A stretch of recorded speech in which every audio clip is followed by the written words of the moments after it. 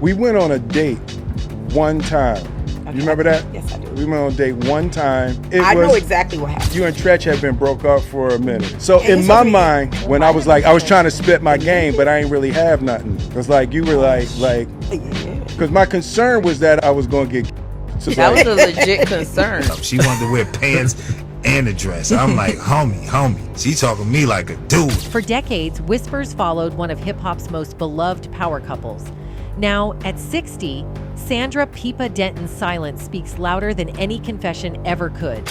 Tretch and I were fighting. The fights we had were crazy. It always started with him pulling on my hair.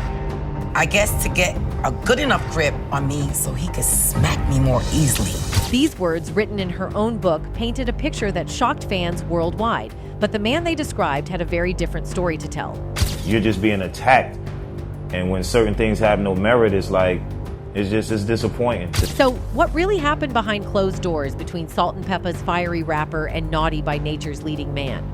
In the early 1990s, Sandra Pepa Denton and Anthony Tretch Chris represented everything hip-hop culture aspired to be.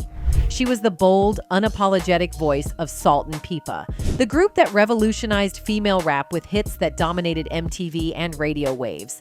He was the charismatic frontman of Naughty by Nature, whose Hip Hop Hooray and OPP had become anthems of a generation. Sneaking in, you brought Brooklyn all with you to Jersey. Their worlds collided at industry events where both groups were ascending to superstardom. The chemistry was undeniable. Two artists at the peak of their creative powers, each representing the fierce independence that defined 90s hip-hop. Pepa embodied the era's new female confidence, while Tretch brought raw authenticity from the streets of Newark. Yo, it felt like a power couple. I remember that, seeing that and being like, all right, power couple. When Angela Yee described them as a power couple during a recent interview, Trekka's response revealed the complexity that had always existed beneath their public image. The phrase power couple suggested equality, but his recollection focused on Pepa powering her way, language that hinted at the control dynamics that would eventually tear them apart. Their on and off relationship lasted nearly a decade before they finally married in 1999 at a tattoo shop in Kansas City. By then, they had already welcomed their daughter Egypt in 1998, a child who would later become the unwitting witness to their private struggles. The unconventional wedding venue should have been a red flag. Two people who couldn't commit to a traditional ceremony were unlikely to embrace traditional marriage roles. Tretch would later admit that marrying someone in the industry was inherently problematic for him. Both artists were constantly touring, recording, and maintaining separate career trajectories that required different cities, different schedules, and different priorities. The lifestyle that brought them together, the glamorous world of hip-hop stardom, became the force that pulled them apart. It wouldn't be compatible for me to marry somebody or get serious with somebody in the industry that traveled just like I did, always out, boom, boom, boom, boom, boom. The warning signs were there from the beginning. Friends and industry insiders watched as two strong personalities attempted to merge their lives while maintaining separate empires. Pepa had built her reputation on independence and female empowerment. Tretch came from a world where traditional gender roles were deeply ingrained. The collision was inevitable. While fans saw red carpet appearances and award show moments, those closest to the couple witnessed a different reality unfolding behind closed doors. The same qualities that made Pepa a magnetic performer, her fierce independence, outspoken nature, and refusal to be controlled, became sources of friction in her personal relationship. She wanted to wear pants and a dress. I'm like, homie. She talking to me like a dude. Tretch's discomfort with Pepa's assertiveness became evident in his description of their daily interactions. What Pepa likely viewed as equal communication, Tretch interpreted as disrespect to his authority as a man. The fashion comment about pants and a dress might seem trivial, but it symbolized deeper issues about control and identity. Pepa had spent her career challenging traditional feminine expectations through her style choices and artistic expression. Now, in her personal life, those same choices were being questioned and criticized by the man who claimed to love her. Industry friends began noticing changes in Pepa's behavior during this period. The confident woman who commanded stages seemed more subdued in private settings when Tretch was present. She began second-guessing decisions that previously came naturally to her, seeking approval for choices she had always made independently. The couple's conflicting tour schedules created additional strain. When both groups were at their peak popularity, they often spent weeks apart, leading to jealousy and suspicion about each other's activities. The hip-hop industry's party culture, combined with constant temptations and admirers, created an environment where trust became increasingly difficult to maintain. By 2001, the cracks in their marriage had become impossible to hide. What began as personality differences had escalated into something far more destructive. The couple, who once represented hip-hop's golden era, found themselves trapped in a cycle of conflict that would ultimately destroy their union and create lasting trauma for their young daughter. Tretch and I were fighting. The fights we had were crazy. It always started with him pulling on my hair. I guess to get a good enough grip on me so he could smack me more easily. These words, published in Pepa's 2010 autobiography, Let's Talk About Pep, would become the most controversial statements of her career. The vivid description painted a picture of systematic physical abuse that shocked fans who had admired their relationship from afar. Her book contained even more disturbing allegations about their final confrontation. She described being awakened by Tretch standing over her, demanding a divorce, before allegedly grabbing her ring and throwing it at her with all his might. The account continued with descriptions of being yanked from the bed, slammed into furniture, and choked while he screamed profanities. Tretch's response to these allegations focused on the publishing industry rather than directly addressing the specific claims.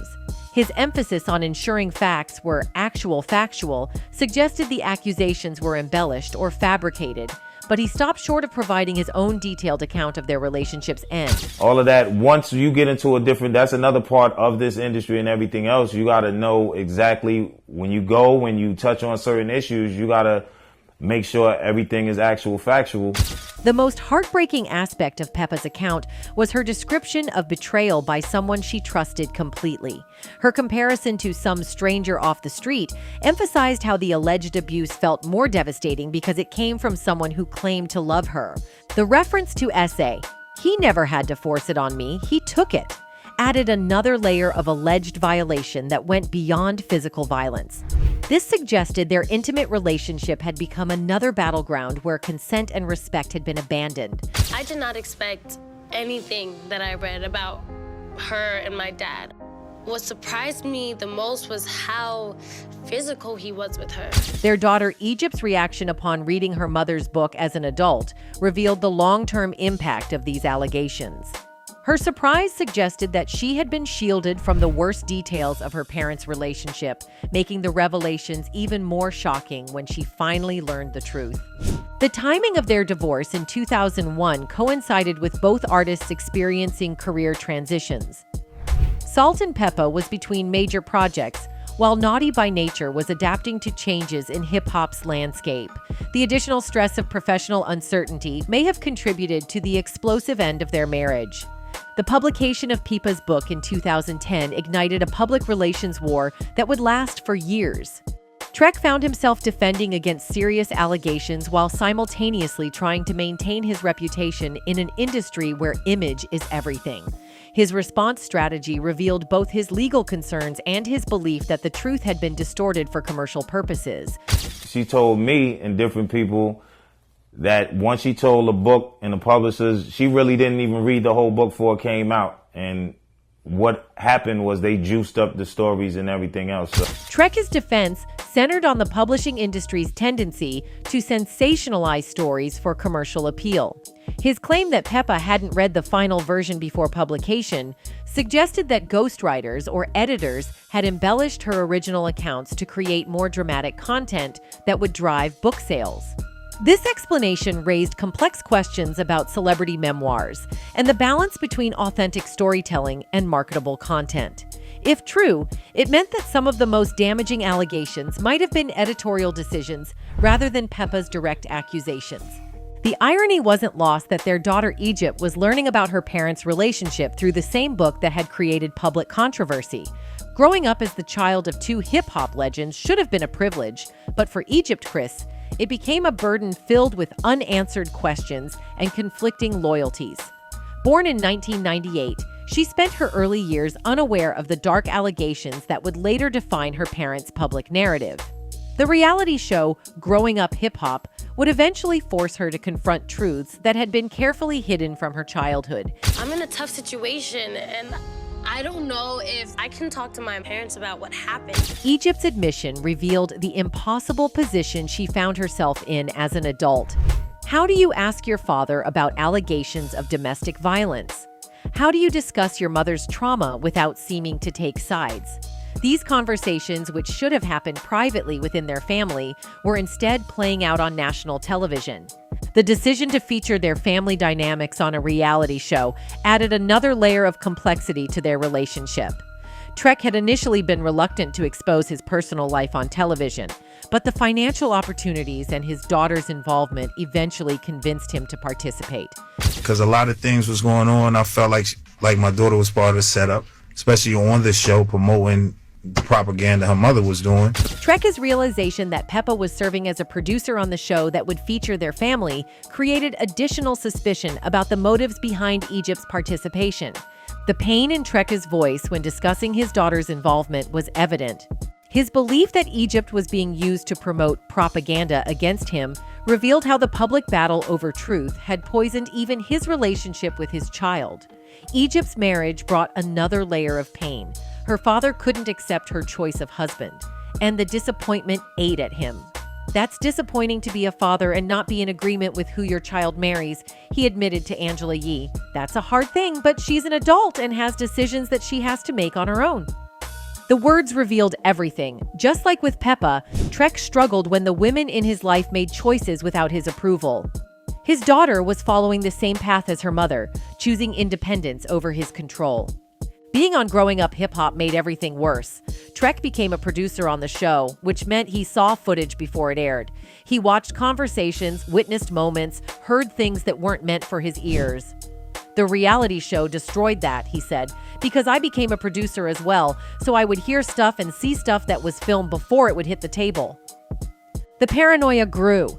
Every comment, every scene, every interaction felt like an attack. He was supporting people who were talking behind his back, funding a show that he believed was designed to make him look bad.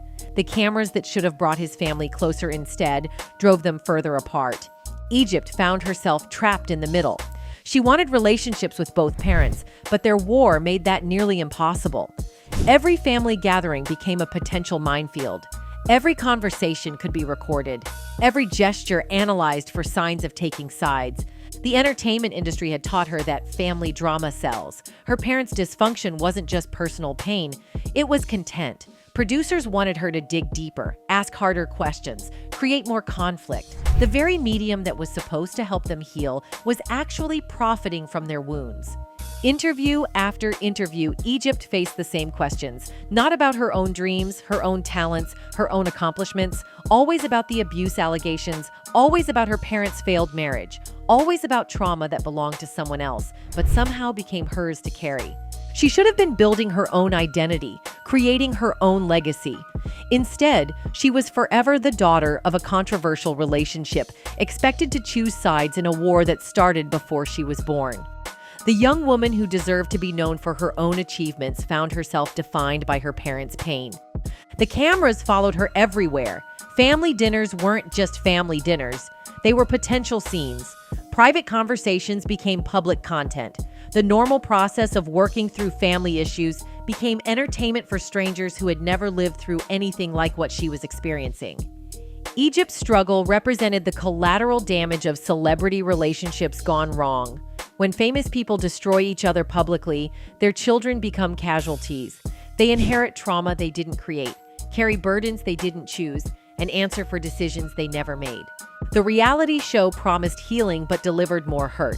It offered resolution but created new conflicts. For a family already broken by years of accusations and anger, the cameras only made the fractures deeper. Egypt learned the hard way that some wounds can't be healed in public, and some stories are too painful to turn into entertainment. In 2023, a seemingly innocent conversation on Will Smith's podcast, Class of '88, would reignite decades-old tensions and expose just how fragile the peace between Trek and Pepa really was. When Salt-N-Pepa appeared as guests, The discussion turned to a 1989 date between Will Smith and Pepa that occurred during one of her breaks from Tretch. Smith admitted that he was shooting his shot since Pepa and Trek were on a break, but her ex was definitely a concern for him. "My concern was that I was going to get killed," he told the hip-hop group Salt-N-Pepa on his Class of '88 podcast. Salt then replied with a straight face, "That was a legit concern." We went on a date one time. Okay. You remember that? Yes, I do. We went on a date one time. I know exactly what happened. You and Tretch had been broke up for a minute. So And in it's my okay. mind, when I was trying to spit my game, but I ain't really have nothing. Because you were Yeah. because my concern was that I was going to get so That was a legit concern. The casual revelation that Will Smith had feared for his life when dating Pepa, combined with Salt's confirmation that his concern was legit, painted a disturbing picture of Tretch's reputation during that era. If one of Hollywood's most connected actors was genuinely afraid of physical retaliation for dating Pepa, it suggested that Tretch's capacity for violence was well known within entertainment circles. Tretch's reaction to the podcast was swift and explosive. Rather than addressing the underlying implications about his past behavior, he focused his anger on what he perceived as public disrespect and the reopening of old wounds. The social media response was immediate and brutal. "Keep my name concerning my ex-B out yo effing mouth." His choice of words revealed lingering bitterness and a fundamental disrespect for Pepa that contradicted any claims of having moved past their relationship. The timing of Tretch's 2023 outburst, coming just months before his interview with Angela Yee, suggested that his anger about the Will Smith revelation was still fresh.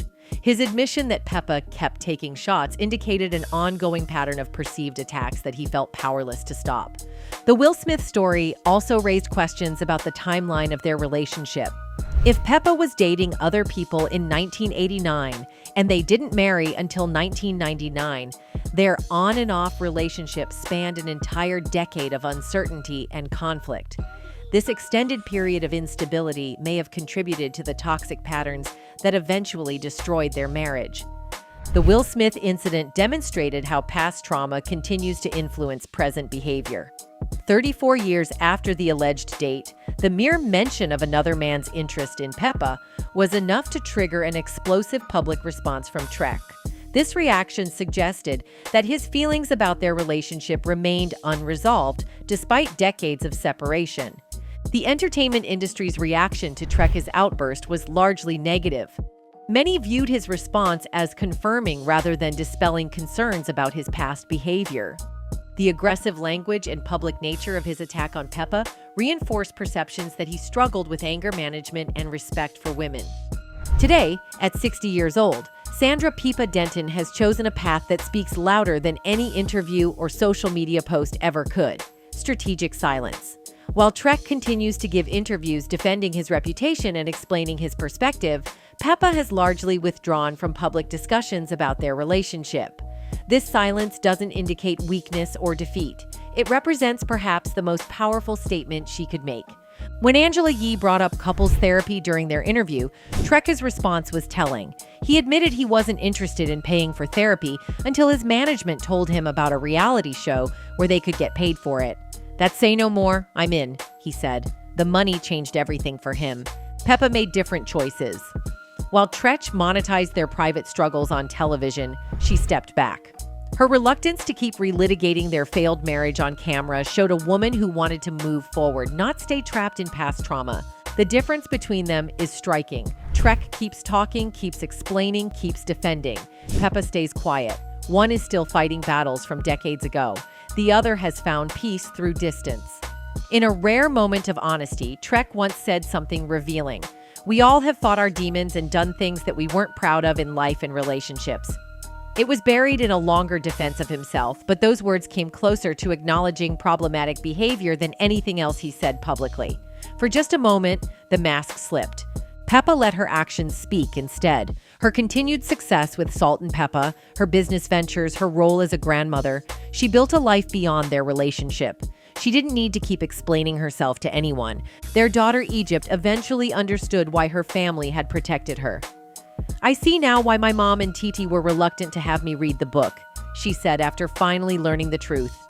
Pepa had allowed her daughter to discover things in her own time, to process privately, instead of being forced to relive someone else's trauma over and over.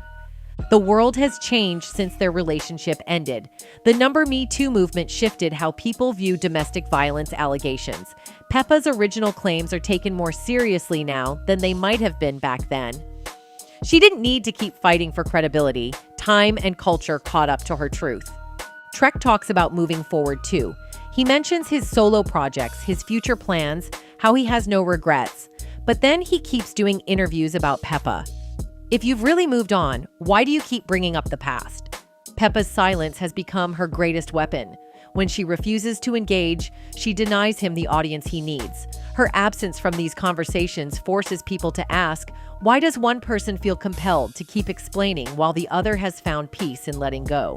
At 60, Sandra Pepa Denton confirmed our biggest fears not through dramatic revelations or explosive interviews, but through the deafening silence of a woman who survived, healed, and moved on.